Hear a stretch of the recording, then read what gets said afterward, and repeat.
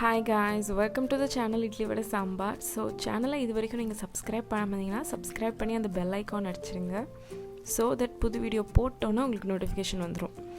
And this is my Instagram ID. Interest இருக்கவங்க போய் இதல follow பண்ணுங்க. மிச்ச social media linksம் descriptionல இருக்கு, போய் check out பண்ணுங்க. இன்னைக்கு ரெசிபி என்னன்னா இதுதான் white sauce pasta and sweet potato french fries. இந்த ப்ளூமிங் ஆனியன்ஸும் அன்றைக்கி நான் செஞ்சுருந்தேன், பட் என்னோடய பேட்ரி ஃபெயில்னால அதை நான் ஷூட் பண்ண முடியல. நான் திரும்ப அதை வீடியோ எடுத்துகிட்டு நான் உங்களுக்கு அப்லோட் பண்ணுறேன் நெக்ஸ்ட் கம்மிங் வீடியோஸில். அண்ட் நம்ம இன்றைக்கி செய்ய போகிறது ஃபர்ஸ்ட்டு வந்துட்டு இந்த ஸ்வீட் பொட்டேட்டோ ஃப்ரெஞ்ச் ஃப்ரைஸ் தான். இது பொட்டேட்டோஸ் மாதிரியே நீங்கள் ஸ்கின்னை பீல் பண்ணிவிட்டு கட் பண்ணிக்கிங்க. இது வந்து கொஞ்சம் ஹார்டாக இருக்கும் கட் பண்ணுறதுக்கு, அதனால ஷேப் கொஞ்சம் தாறுமாறாக இருக்குது, கொஞ்சம் அட்ஜஸ்ட் பண்ணிக்கோங்க.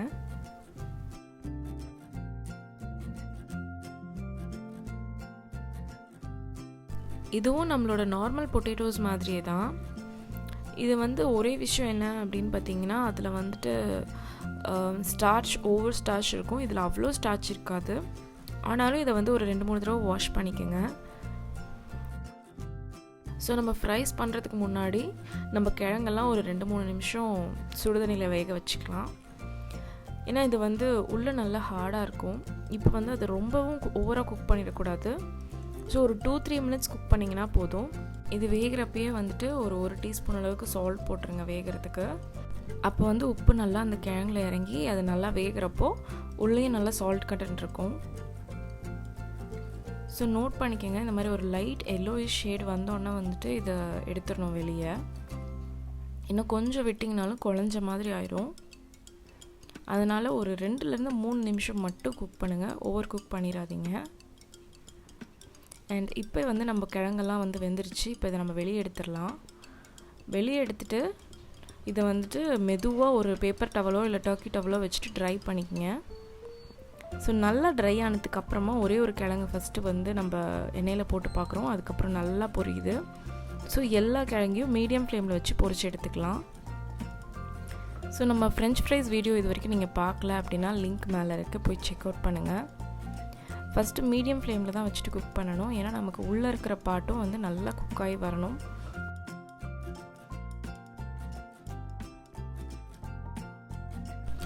ஃபர்ஸ்ட்டு கொஞ்சமாக போட்டு நான் ஃப்ரை பண்ணி பார்த்தேன், ரொம்ப நல்லா வந்திருந்தது. அதே மாதிரி என்கிட்ட இருக்க எல்லா கிழங்கையும் நான் வந்துட்டு பொரிச்சு எடுத்துக்க போகிறேன். இதில் நம்ம நோட் பண்ண வேண்டிய விஷயம் என்ன அப்படின்னா, நம்ம மொறுன்னு செய்ய போகிறோம் ஒரு டிஷ்ஷை அப்படின்னா, லைக் காலிஃப்ளவர் சில்லி இல்லை மஷ்ரூம் சில்லி இந்த மாதிரி பொரிக்கிறது, இந்த மாதிரி ஃப்ரெஞ்ச் ஃப்ரைஸ் பண்ணுறது எல்லாமே வந்துட்டு டபுள் ரோஸ்டிங் பண்ணணும். 2 தடவை ஃப்ரை பண்ணிங்கன்னா ரொம்ப நல்லாயிருக்கும். அப்போ வந்து ஃபர்ஸ்ட் டைம் ஃப்ரை வந்து மீடியம் ஃப்ளேமில் வச்சிடணும்.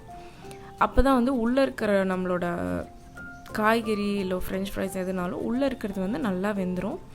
செகண்ட் டைம் ஃப்ரை பண்ணுறப்போ வந்து நல்லா ஹீட்டில் வச்சுட்டு செகண்ட் டைம் ஃப்ரை பண்ணிங்கன்னா வெளியே இருக்க க்ரஸ்ட்டு வந்து நல்லா மொறுன்னு இருக்கும்.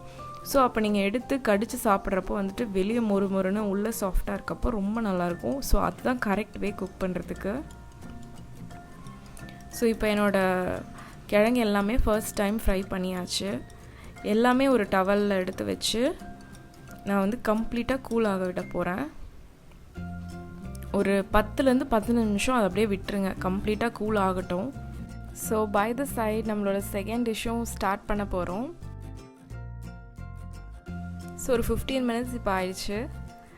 இப்போ செகண்ட் டைம் எல்லாத்தையும் போட்டு நல்ல ஹீட்டில் வச்சு ஒரு 2 நிமிஷம் பொரித்து டப்புன்னு வெளியே எடுத்திங்கன்னா சூப்பரான ஃப்ரெஞ்ச் ஃப்ரைஸ் ரெடி. எப்படி இருக்குது பாருங்கள், நல்லா ப்ரௌனிஷாக சூப்பராக வந்திருக்கு அந்த க்ரஸ்ட்டு. அவ்வளோதான், நம்ம sweet potatoes ready. Next dish நம்மளோட பாஸ்தாக்கு போகலாம். ஸோ ஒரு கப் அளவுக்கு நான் பாஸ்தா எடுத்திருக்கேன். இது வந்து 2 பேருக்கு சர்வ் பண்ணலாம். ஸோ ப்ளூமிங் ஆனியன்ஸ் கட் பண்ணி எல்லாம் ரெடி பண்ணேன், பட் சாரி காய்ஸ், என்னால் இந்த வீடியோவில் காட்ட முடியல. பட் நெக்ஸ்ட் வீடியோ கண்டிப்பாக அதுதான். நம்ம ஒயிட் சாஸ் பாஸ்தா பண்ணுறதுக்கு ஒரு 4 இன்க்ரீடியன்ட்ஸ்லேருந்து 5 தான் தேவைப்படும். ரொம்ப ஈஸியாக வீட்டிலே செஞ்சிடலாம். அண்ட் இது இட்லி தோசை மாதிரி சாப்பிட்டு போர் அடித்தவங்களுக்கு இந்த மாதிரி டிஃப்ரெண்ட்டாக ட்ரை பண்ணுங்கள், குழந்தைங்களுக்கும் ரொம்ப பிடிக்கும். ஸோ சீஸ், சில்லி ஃப்ளேக்ஸ், பால், ஆர்கனோஸ் அண்ட் பட்டர். ஸோ இப்போ நம்ம பாஸ்தாஸ் எல்லாம் நம்ம குக் பண்ணிடலாம். ஸோ தண்ணி நல்லா காஞ்சிருச்சு. அதில் வந்து 1 டேபிள் ஸ்பூன் அளவுக்கு சால்ட் ஆட் பண்ணிக்கோங்க. பாஸ்தாஸ் குக் பண்ணுற தண்ணி வந்து நல்லா சால்ட்டியாக இருக்கணும் எப்போவுமே. நீங்கள் பேக்கெட்டில் வாங்கினீங்கன்னா அதில் பின்னாடி எவ்வளோ டைம் போட்டிருக்கோ அந்த நிமிஷம் குக் பண்ணிங்கன்னா போதும். நான் வந்து இந்த பாஸ்தாஸ் லூஸில் வாங்கின பாஸ்தாஸ் தான். ஸோ இதை வந்து ஒரு 7லேருந்து 8 நிமிஷம் கொஞ்சம் சால்ட் நிறையா போட்டு குக் பண்ணால் போதும். இப்போ பாருங்கள், ஒரு பாஸ்தா எடுத்து விரலால் உடச்சி பாருங்கள், நெகத்தால் இல்லாமல் விரலால் உடச்சி பாருங்கள். உடஞ்சதுன்னா பாஸ்தாஸ் குக் ஆயிடுச்சு. ஸோ இப்போ நம்ம எடுத்து வச்சுருக்க 1 டேபிள் ஸ்பூன் பட்டரை வந்து ஒரு ஃப்ரைங் பேனில் ஆட் பண்ணிக்கோங்க. பட்டர் உருகுனா மட்டும் போதும், அது கலர் சேஞ்ச் ஆகக்கூடாது. கலர் சேஞ்ச் ஆகிடுச்சுன்னா நம்ம ஒயிட் சாஸ் பாஸ்தா ஒரு ப்ரௌன் கலர் மாதிரி ஆயிரும். ஸோ இப்போ பட்டர் நல்லா உருகினதுக்கப்புறம் ஒரு டேபிள் ஸ்பூன் அளவுக்கு ஆல் பர்பஸ் ஃப்ளார் ஆட் பண்ணிக்கிறேன்.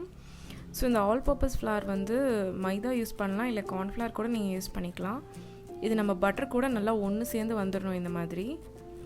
ஸோ இது இப்படி ஒன்று சேர்ந்ததுக்கப்புறமா நம்ம வச்சுருக்க 300 ml பாலை வந்து கொஞ்சம் கொஞ்சமாக உள்ளே ஆட் பண்ணி இது கூட நல்லா மிக்ஸ் பண்ணிக்கலாம். ஸோ இது இப்போ இந்த மாதிரி கட்டியாக இருக்குல்ல, இது கட்டி வந்து ஃபுல்லாக கரையணும். ஸோ பால் கொஞ்சம் கொஞ்சமாக ஆட் பண்ணோன்னா ஸ்டவ் ஆஃப் பண்ணிடுங்க. ஸோ இப்போ ஆஃப் பண்ணிவிட்டு இதை நல்லா வந்துட்டு உடச்சி விடுங்க. அது நல்லா உடச்சி அது பால் கூட ஒன்று சேர்ந்து க்ரீமியாக வரணும். ஸோ இது வந்து ஒரு 5 to 6 minutes ஆகும் இந்த அளவுக்கு. ஸோ இவ்வளோ நல்லா க்ரீமி ஆனதுக்கு அப்புறமா அடுப்பு ஆன் பண்ணிக்கோங்க. ஸோ இப்போ இது கூட நம்ம ஆகனோஸ், சில்லி ஃப்ளேக்ஸ் இது எல்லாத்தையும் ஆட் பண்ணிக்கலாம். ஸோ நம்ம அடுப்பில் வைக்க வந்து இந்த க்ரீம் வந்து கெட்டி ஆகிட்டே இருக்கும். அப்போ வந்து கெட்டி ஆகிற நேரத்துலனா கொஞ்சம் கொஞ்சம் பால் ஆட் பண்ணிக்கோங்க.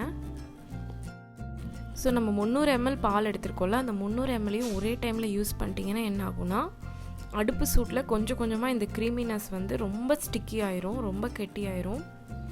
ஸோ இதில் வந்து இப்போ 1 டேபிள் ஸ்பூன் அளவுக்கு நம்ம உப்பு ஆட் பண்ணியிருக்கோம். ஸோ இப்போ கிரேட் பண்ணி வச்சுருக்கிற சீஸ் எல்லாம் ஆட் பண்ணிக்கலாம். நீங்கள் வந்து மொசரல்லா சீஸ் இருந்ததுன்னா அந்த மொசரல்லா சீஸ் கூட ஆட் பண்ணிக்கலாம். நான் வந்து இங்கே அமுல் சீஸ் தான் யூஸ் பண்ணியிருக்கேன். 2 கியூப் அளவுக்கு எடுத்திருக்கேன். ஸோ நான் 1.5 கியூப் அளவுக்கு கிரேட் பண்ணி போட்டிருக்கேன். ஸோ இப்போ என்கிட்ட இந்த மிச்சம் இருந்த எல்லா பாலையும் உள்ளே ஆட் பண்ணி இந்த சாஸை வந்து இன்னும் நல்லா க்ரீமியாக ரன்னியாக மாற்றிக்கலாம். இப்போ பாருங்கள் எவ்வளோ சீஸியாக க்ரீமியாக இருக்குன்ட்டு. ஸோ பாலை ஒரே நேரத்தில் ஆட் பண்ணிங்க அப்படின்னா இது என்ன ஆகும்னா நல்லா க்ரீமியாக இருக்கும் ஆரம்பத்தில், ஆனால் அடுப்பு வந்து சூட்டில் இது நல்லா வந்து கட்டி ஆயிரும். ஸோ என்கிட்ட இந்த மிச்ச சீஸையும் கிரேட் பண்ணி போட்டுட்டு, எனக்கு வந்து கார்லிக் டேஸ்ட் ரொம்ப பிடிக்குன்றதுனால ஒரு 4 கார்லிக் எடுத்து அதுவும் ரொம்ப சின்னதாக கிரேட் பண்ணி போட்டுட்டேன். அவ்வளோதான், நம்மளோட ஒயிட் சாஸ் ரெடி ஆயிடுச்சு. இதை வந்து நீங்கள் ஃப்ரெஞ்ச் ஃப்ரைஸ்க்கு டிப்பாக இல்லை தந்தூரி சிக்கனுக்கு டிப்பாக கூட யூஸ் பண்ணலாம் தொட்டு சாப்பிட்றதுக்கு. ஸோ அவ்வளோதான். இப்போ வந்து நம்ம பாஸ்தாஸ்லாம் ஆட் பண்ணி மிக்ஸ் பண்ணோம்னா நம்ம ஒயிட் சாஸ் பாஸ்தா டக்குன்னு ரெடி ஆகிட போகுது. ஸோ பாஸ்தாஸ்லாம் நம்ம ஆட் பண்ணிக்கலாம். நமக்கு வந்து டைம் எடுக்கிற ஒரே விஷயம் வந்துட்டு சாஸ் பண்ணுறது தான். அதுவும் வந்து ஒரு 10 to 15 minutesக்குள்ளே ஈஸியாக பண்ணிட்டோன்னா பாஸ்தா போட்டு மிக்ஸ் பண்ணுறது மட்டும்தான் வேலை, அவ்வளோதான். இந்த சாஸ் எல்லாம் நம்மளோட பாஸ்தாவோட நல்லா கோட் ஆகிற மாதிரி மிக்ஸ் பண்ணணும். ஸோ மிக்ஸ் பண்ணி ஹாட்டாக சர்வ் பண்ணுங்கள். சூப்பராக இருக்கும் ஒயிட் சாஸ் பாஸ்தா, குழந்தைங்களுக்கு ரொம்ப பிடிக்கும். ஸோ இதில் மைதா மட்டும் ஆட் பண்ண வேணாம் அப்படின்னு நினச்சிங்கன்னா நீங்கள் வந்து கார்ன்ஃப்ளவர் ஆட் பண்ணிக்கோங்க. ஸோ சர்வ் பண்ணிடலாம். ஹாட்டாக cheesy white sauce pasta ready with some potato fries.